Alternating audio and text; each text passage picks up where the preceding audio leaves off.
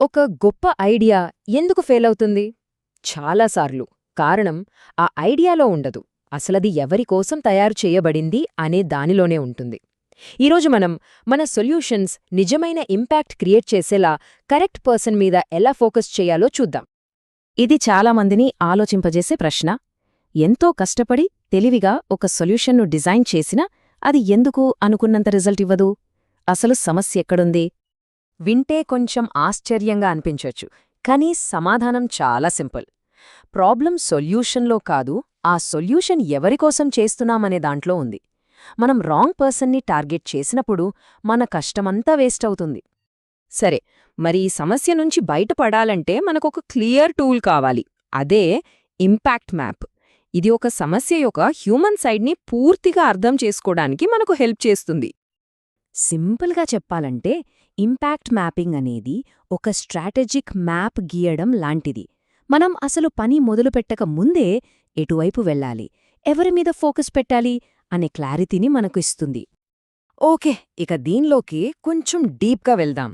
మొదటి స్టెప్ ఏంటంటే, అసలు ఈ సమస్య వల్ల ఎవరెవరి లైఫ్స్ ఎఫెక్ట్ అవుతున్నాయో ఒక కంప్లీట్ పిక్చర్ గీయాలి. వీళ్లే మన హీరోలు. ప్రాబ్లం యొక్క నొప్పిని డైరెక్ట్గా అనుభవించేది వీళ్లే. ఉదాహరణకు ఫుడ్ వేస్ట్ సమస్య తీసుకుంటే లోకల్ రెస్టారెంట్ ఓనర్స్ ఉంటారు కదా, వాళ్లే ప్రైమరీ స్టేక్ హోల్డర్స్. వాళ్లను కేవలం ఒక గ్రూప్లా చూస్తే సరిపోదు. వాళ్ల డెమోగ్రాఫిక్స్ ఏంటి, వాళ్ల ఆలోచనా విధానం ఎలా ఉంటుంది, వాళ్లకు ఏది ముఖ్యం, ఇలా లోతుగా అర్థం చేసుకోవాలి. ఇది మన సొల్యూషన్ని మరింత ఎఫెక్టివ్గా మార్చడానికి చాలా హెల్ప్ అవుతుంది. ఇప్పుడు చూడండి, ఈ స్లైడ్లో ఉన్న కంపారిజన్ చూస్తే మనకు చాలా క్లారిటీ వస్తుంది. ప్రైమరీ స్టేక్ హోల్డర్స్ సమస్యను డైరెక్ట్గా ఫేస్ చేస్తే సెకండరీ స్టేక్ హోల్డర్స్ ఇండైరెక్ట్గా ఎఫెక్ట్ అవుతారు.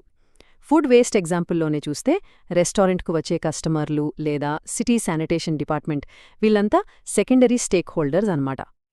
ఇప్పటివరకు ఎవరెవరు ఎఫెక్ట్ అవుతున్నారో చూశాం. ఇప్పుడు అసలు యాక్షన్లోకి ఎలా వెళ్ళాలి, అంటే ఎవరికి ఎక్కువ ప్రయారిటీ ఇవ్వాలి అని ఎలా డిసైడ్ అవ్వాలి? ఇది చాలా సింపుల్ ప్రాసెస్. మనం ఐడెంటిఫై చేసిన గ్రూప్స్ ఉన్నాయి కదా, వాళ్ల మీద ప్రాబ్లం ఇంపాక్ట్ ఎంత సీరియస్గా ఉందో చూసి వాళ్లని 3 కేటగిరీలుగా డివైడ్ చేయాలి: హై, మీడియం, ఇంకా లో. ఈ చార్ట్ చూస్తే మనకు విషయం ఇంకా ఈజీగా అర్థమైపోతుంది. మనమనుకున్న ఫుడ్ వేస్ట్ ఎగ్జాంపుల్లోనే చూడండి, రెస్టారెంట్ ఓనర్స్ మీద ఇంపాక్ట్ చాలా హై, కస్టమర్ల మీద మీడియం, శానిటేషన్ డిపార్ట్మెంట్ మీద లో. ఇలా విజువలైజ్ చేసుకుంటే ప్రయారిటీ ఇవ్వడం చాలా ఈజీ అవుతుంది. అయితే ఇక్కడొక ముఖ్యమైన విషయం. ఈ క్లాసిఫికేషన్ అనేది కేవలం మన అంచనాల మీద ఆధారపడి ఉండకూడదు. మనం చేసే ప్రతి అసెస్మెంట్కి సరైన ప్రూఫ్ ఉండాలి. Statistics, real life stories, case studies లాంటివి మన నిర్ణయానికి బలాన్నిస్తాయి. ఒకసారి ఈ మాటలు వినండి. ఇది ఒక నెంబర్ కాదు, ఇదొక మనిషి యొక్క అనుభవం, వాళ్ల బాధ. అందుకే ఇలాంటి కథలు డేటా చెప్పలేని ఎమోషన్ని, ప్రాబ్లం యొక్క డెప్త్ని మనకు చూపిస్తాయి. సాక్ష్యం అందుకే అంత ఇంపార్టెంట్. సో ఫైనల్గా ఈ సెక్షన్ యొక్క మెయిన్ పాయింట్ ఇదే. మన ఎఫర్ట్స్ని, మన టైంని ఎక్కడైతే మ్యాక్సిమం ఇంపాక్ట్ ఉంటుందో అక్కడే ఫోకస్ చేయాలి. అంతే, ఇదే అసలు కీ. ఈ మొత్తం ఫ్రేమ్వర్క్ని మనం ఒకే ఒక్క ప్రశ్నలోకి తీసుకురావచ్చు. ఈ ఒక్క ప్రశ్న మనల్ని కరెక్ట్ దారిలో పెడుతుంది, మన నెక్స్ట్ స్టెప్ ఏంటో క్లియర్గా చూపిస్తుంది.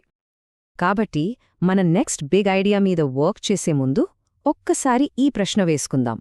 మనం మొదట ఎవరికోసం ఈ సొల్యూషన్ క్రియేట్ చేస్తున్నాం? దీనికి దొరికే సరైన సమాధానమే మన సక్సెస్ని డిసైడ్ చేస్తుంది.